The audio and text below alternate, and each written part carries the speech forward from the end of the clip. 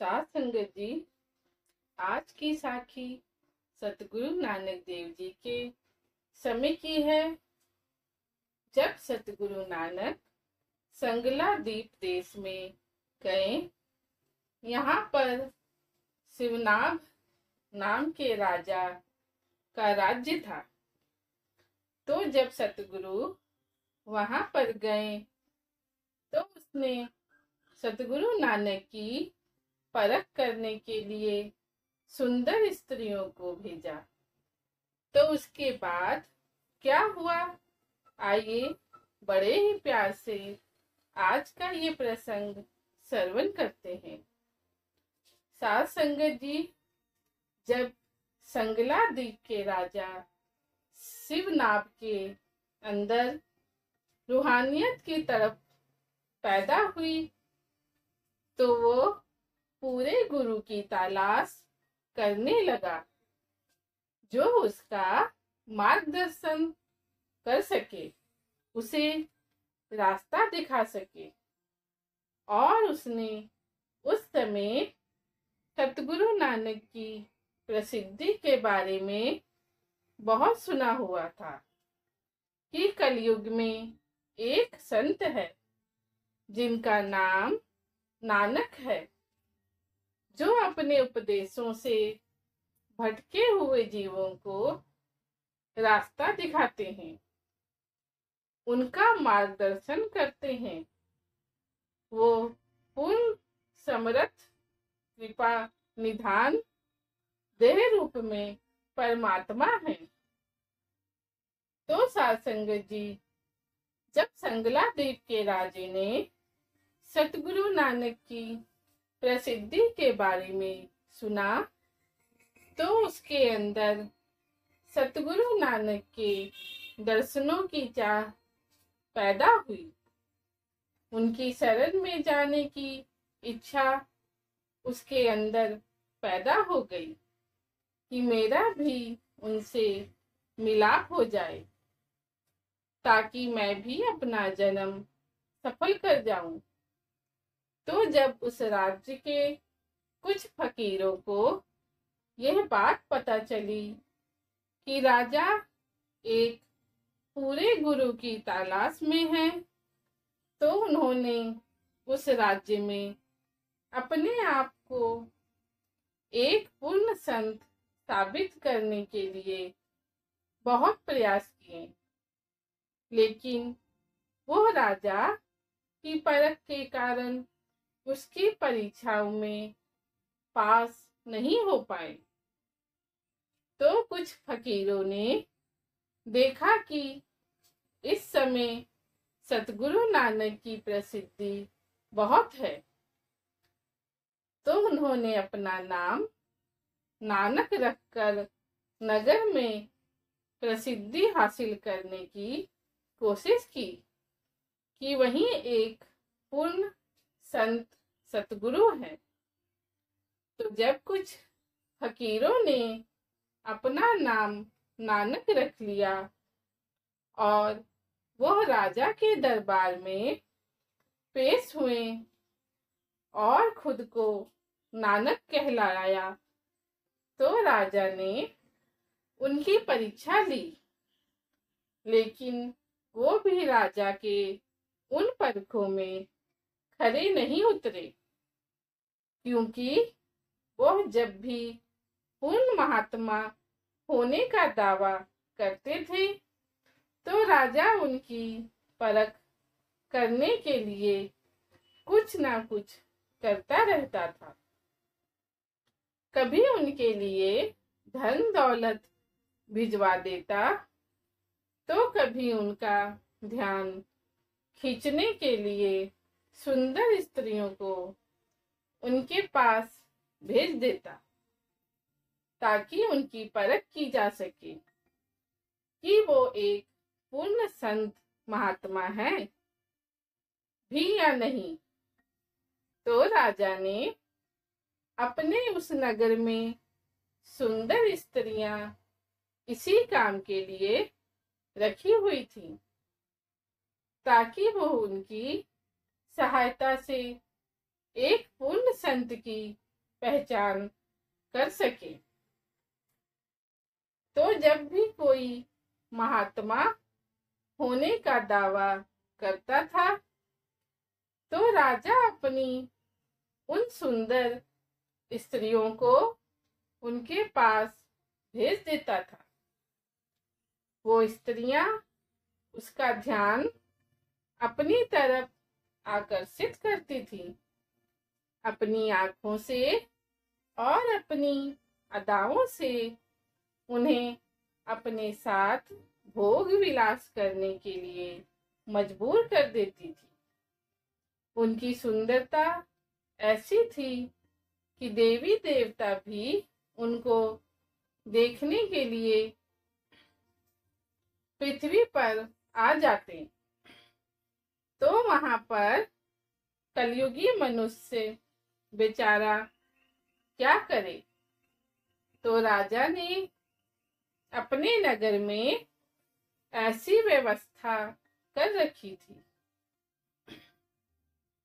जिससे कि उसे तुरंत पता चल जाता था कि कौन एक पूर्ण संत है और कौन अधूरा संत है। क्योंकि जब से राजा ने गुरु धारण करने का सोच रखा था तो बहुत से फकीर राजा के पास आने लगे थे। तो इसी के कारण राजा उनकी परख करने लग जाता था। तो जब उसे सतगुरु नानक की प्रसिद्धि के बारे में पता चला, उसने सतगुरु की महिमा सुनी तो सिंहासन पर बैठे बैठे ही उसकी आंखों से सतगुरु की याद में आंसू आ गए। तो सतगुरु को इस बात की खबर होती है कि कोई मालिक का प्यारा उन्हें याद कर रहा है। तो सतगुरु भाई मर्दाना और भाई बालाजी को कहते हैं, चलो चलने की तैयारी करते हैं, कोई हमें याद कर रहा है और वैराग्य से भरा हुआ है। साध संगत जी, उस समय जो भी सतगुरु को सच्चे दिल से याद करता था, सतगुरु तुरंत उसे दर्शन देने के लिए चले जाते थे। और अगर आज भी कोई सच्चे मन से सतगुरु नानक को याद करे तो सतगुरु अपने उस शिष्य को दर्शन देने आ जाते हैं।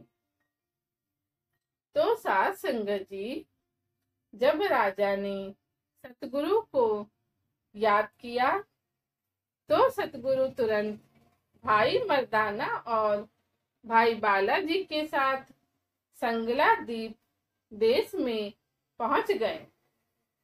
तो वहां जाकर सतगुरु एक बगीचे में बैठ गए जो कि सूखा हुआ था और उस बगीचे के फूल मुरझाए हुए थे। तो जब सतगुरु नानक उस बगीचे में जाकर भाई मर्दाना और भाई बालाजी के साथ मालिक की याद में बैठ गए और उसका कीर्तन करने लगे तो वो बगीचा हरा भरा हो गया, फूल खिल उठे।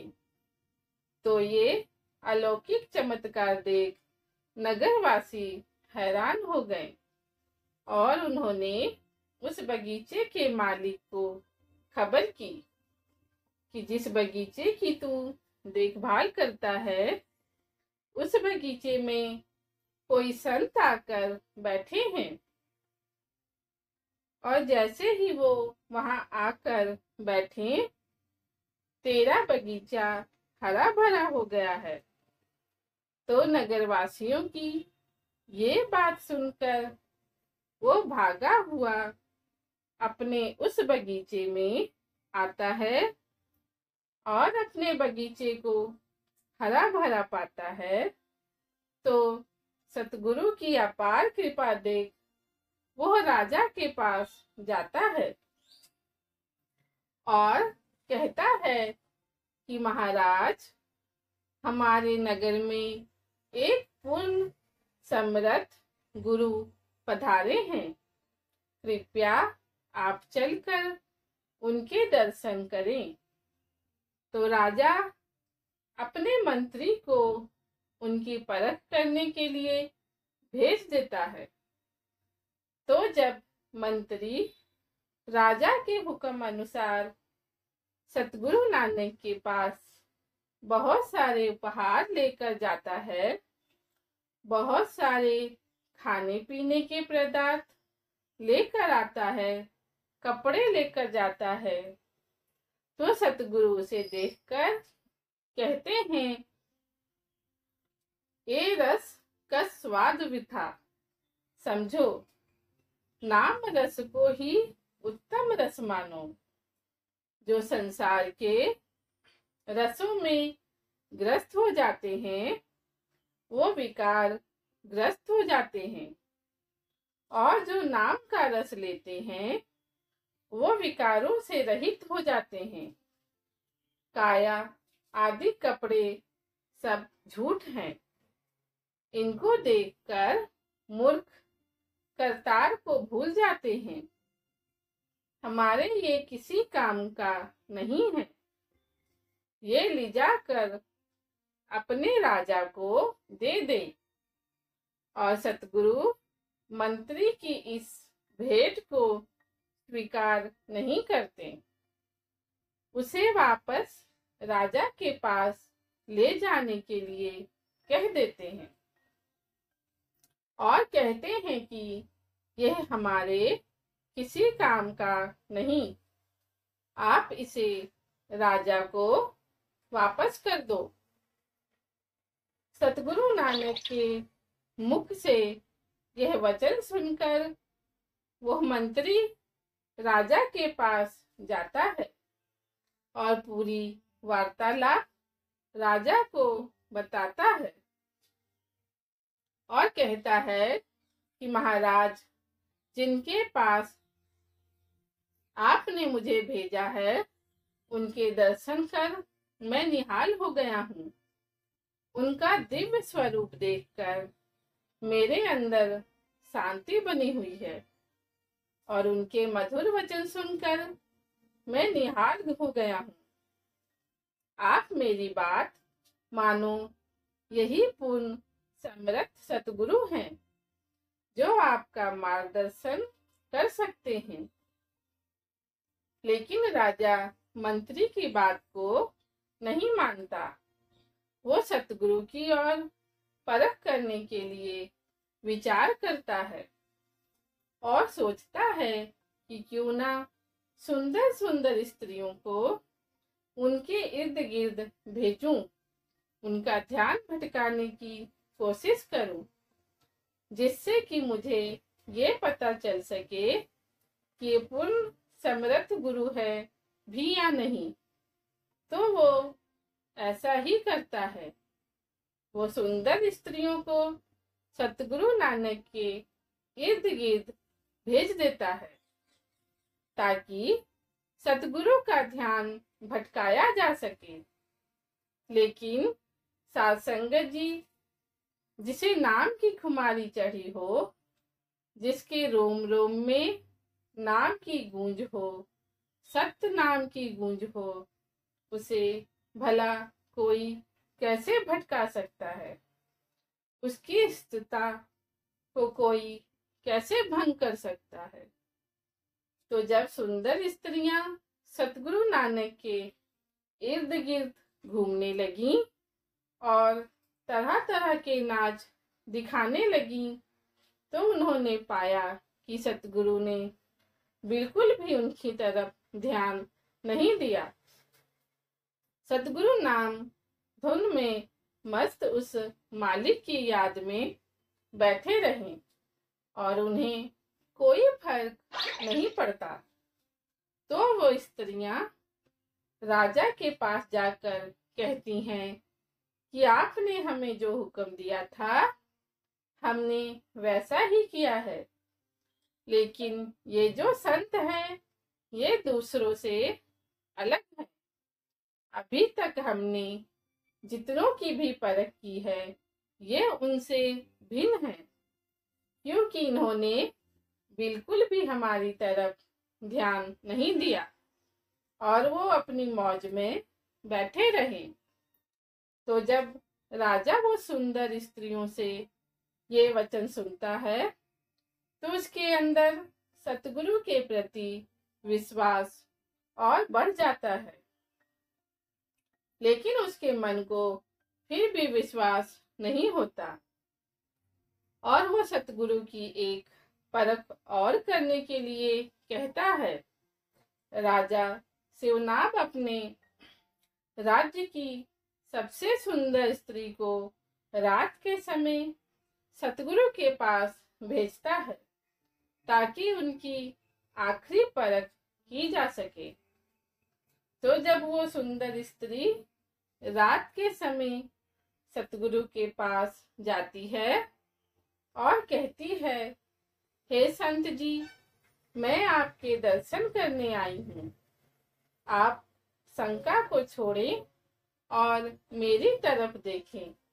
मैं स्त्रियों में जो पदिनी यात्री होती है वो मुझ में पूर्ण रूप में मौजूद है। मेरा सुंदर स्वरूप अनुपम और अलौकिक है। इसके साथ आप मन चाहे कलोल करें। कृपा के सागर विशाल कृपा का मेरी श्रद्धा पूर्ण कर मुझे निहाल करे। तो साध संगत जी, जब पद्मिनी ने ऐसे वचन सतगुरु से किए तो गुणों की खान सतगुरु बोले, सत्य नाम का सिमरन करो, उससे भारी सुख प्राप्त होता है। ये मनुष्य जन्म जो आपको मिला है इसको सफल करो। विषय विकारों में पड़कर अपना जीवन व्यर्थ मत गवाओ। हरि का नाम जप कर मुक्ति प्राप्त करो। लेकिन पद्मिनी ने सतगुरु की इन बातों पर विचार नहीं किया और कहने लगी कि आप पूर्ण समर्थ हो, मेरी कामना पूरी करें। तो ये सुनकर सतगुरु ने मुख से शब्द उच्चारण किया, मन मोती ये गहना होवे, पौन होवे सुतधारी, खिमा सिंगार कामन तन, पहरे रावे लाल तैयारी। तो शब्द उच्चारण कर सतगुरु कहने लगे कि हे मेरी बेटी, यह देह तो गट्टे और मिट्टी का बना हुआ है, फूल है और सुंदरता पाप कर्मों की तरफ ले जाती है। तू सत्य नाम का जाप कर जगत के ईश्वर जो कि पूर्ण पुरख स्वामी है उसकी सेवा कर और नाम की महिमा को जान, क्योंकि उसके बिना जीवन व्यर्थ है।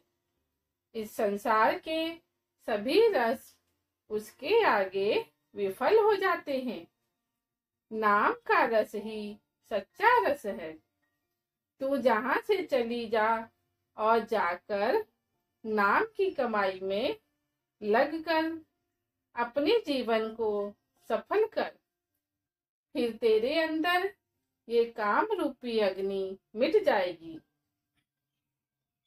और तेरा जीवन सफल हो जाएगा।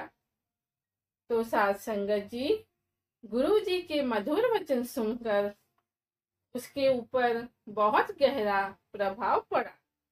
वो दीन होकर सतगुरु के चरणों पर गिर पड़ी और रोने लग पड़ी।